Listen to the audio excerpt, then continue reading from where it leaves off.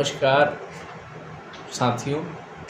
चलिए, ये उत्पल जी का हाथ है, इनके विषय में कुछ हम आपको जानकारी देते हैं।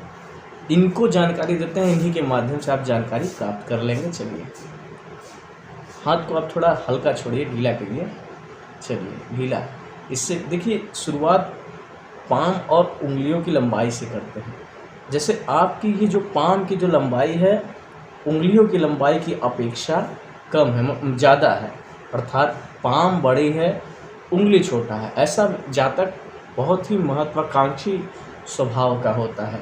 महत्वाकांक्षा से मतलब बहुत ही कर्मठ, बहुत ही मजबूत।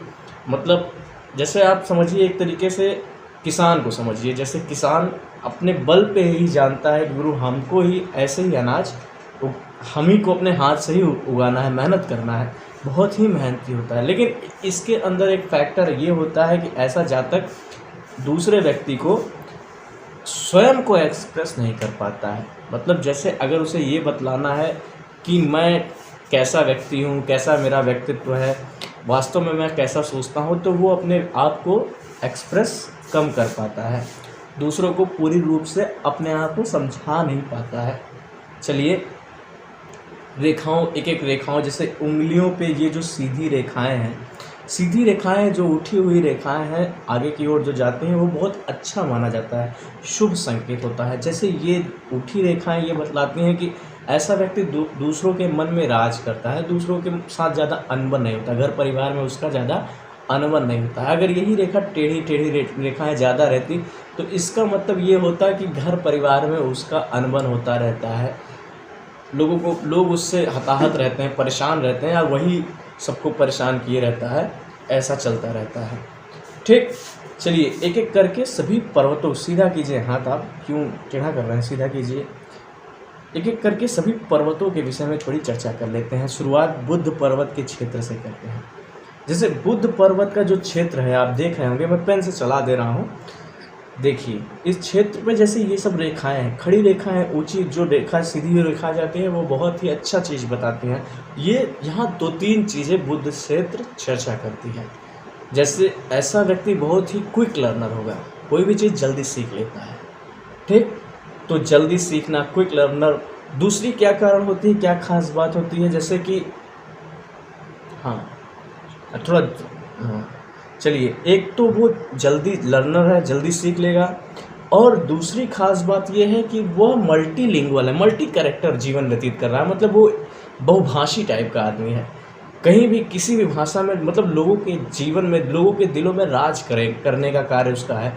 बहुत ही जल्दी कोई चीज़ सीख लेता है और बहुत ही मल्टीलिंगुअल कैरेक्टर टाइप का व्यक्ति है। मतलब बहुत ज़्यादा लैंग्वेज के विषय में उसको बहुत अच्छा ज्ञान होगा। और लैंग्वेज का मतलब भाषा से नहीं है, भाव से है।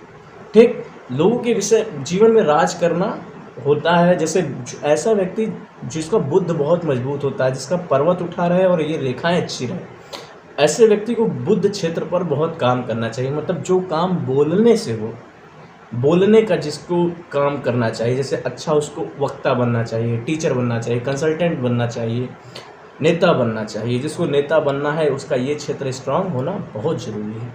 ठीक, दूसरा पर्वत होता है ये सूर्य का पर्वत।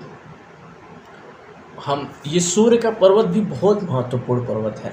सूर्य की जैसे इनकी रेखा यहाँ आधी है, थोड़ी है, लेकिन क्लियर गई है। क्लियर जाने का मतलब ये होता है कि एक ही रेखा गई है।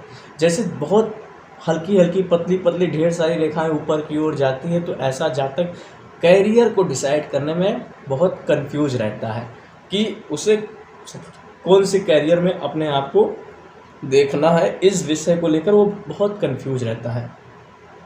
दूसरी चीज़, अगर इसी एक रेखा को बहुत सारी रेखाएं अगर काटे, उसका भी एक अलग मतलब होता है। उसका मतलब यह होता है कि जैसे ऐसा जो जातक होता है, वह व्यक्ति जिसकी रेखाएं बहुत सारे लोग काटे रहते हैं, मतलब बहुत सारी रेखाएं कटी रहती है, ऐसे व्यक्ति को ऐसे लोग बहुत मिल जाते हैं जो उसके पीठ पीछे छुरा भोंकने वाले टाइप के होते हैं, या फिर उसकी पीठ पीछे चुगली करने वाले लोग होते हैं। मतलब आपके सामने आपकी बातें अच्छे से सुन लेते होंगे और आपके पीछे जाकर आपकी हंसी मजाक उड़ा देते हैं।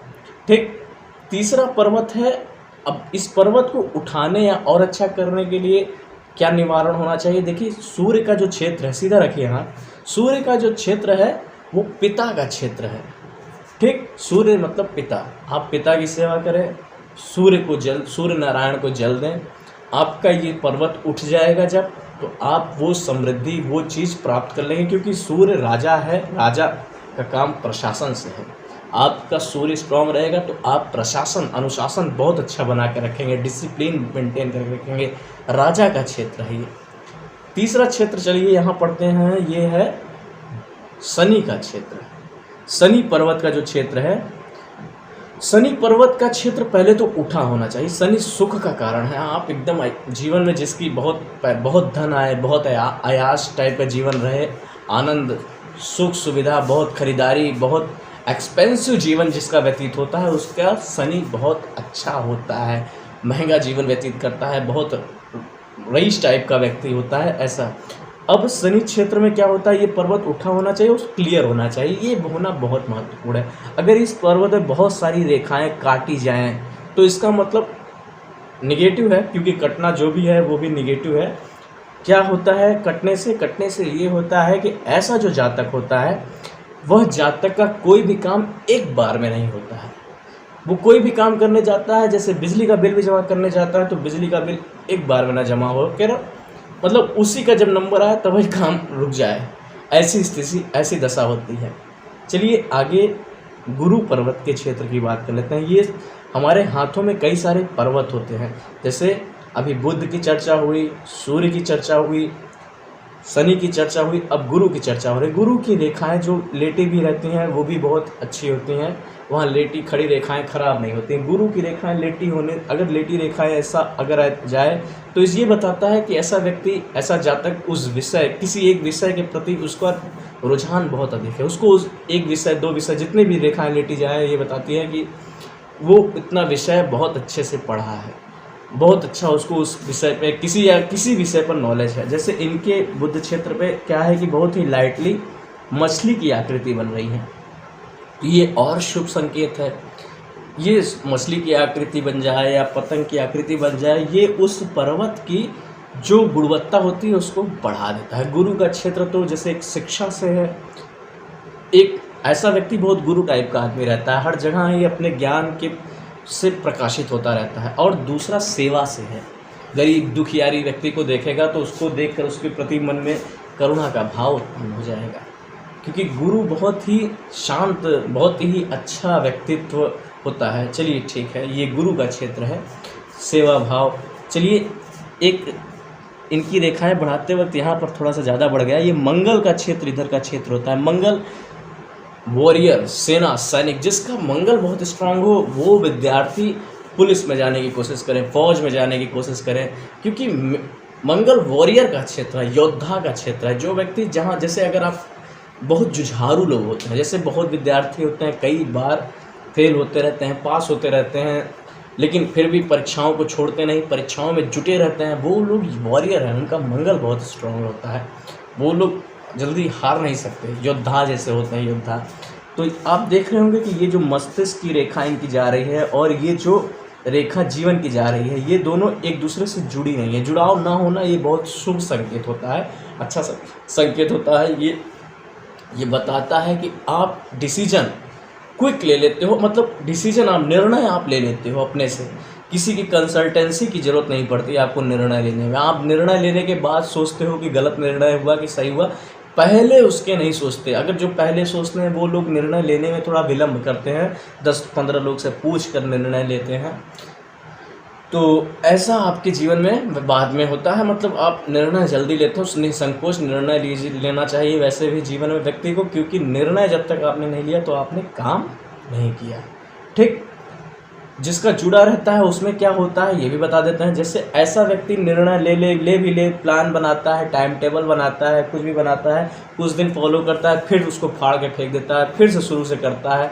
उसके जीवन में कोई चीज़ फिक्स्ड, मतलब निर्णय को लेकर कोई चीज़ बहुत फिक्स्ड नहीं रहती। जुड़ाव ना होने से क्या होता है, आदमी जो निर्णय ले लेता है गलत या सही, फिर उस पर काम करता है, नहीं गुरु गलत भी ले लिए हैं तो अब इसको आगे बढ़ाएंगे। चलिए दूसरा, ये जो मंगल का क्षेत्र है, अगर मस्तिष्क की रेखा यहाँ तक पहुँच जाए तो ऐसा व्यक्ति बहुत विजनरी होता है, वो अध्ययन के क्षेत्र में बहुत मतलब ऐसा कार्य जीवन में करेगा जिसमें जीवन के अंत समय तक वो पढ़कर ही धन कमाएगा। चाहे जरूरी नहीं है शिक्षा का ही कार्य करे, शिक्षक ही बने, कोई भी कार्य है, वकालत भी, पढ़ाई लिखाई में अनवरत अंतिम क्षण तक पढ़ाई है, और भी ऐसे बहुत सारे प्रोफेशन है जहाँ पर आपको पढ़ना ही है, जीवन में पढ़कर ही पैसा कमा सकते हैं। ऐसे क्षेत्र जब आपको मस्तिष्क रेखा यहाँ तक पहुँच जाए, चलिए इनकी हृदय रेखा और मस्तिष्क रेखा दोनों में मिली है, तो इनका मिली जुली जो प्रभाव है उससे संबंधित इनका जीवन व्यतीत होगा। हृदय रेखा का चर्चा नहीं हुआ है अभी, क्योंकि पर्वत की चर्चा हो रही है। अगले वीडियो में हृदय रेखा, मस्तिष्क रेखा और जीवन रेखा के बारे में चर्चा की जाएगी, पर्वतों की चर्चा है। चलिए, धन्यवाद।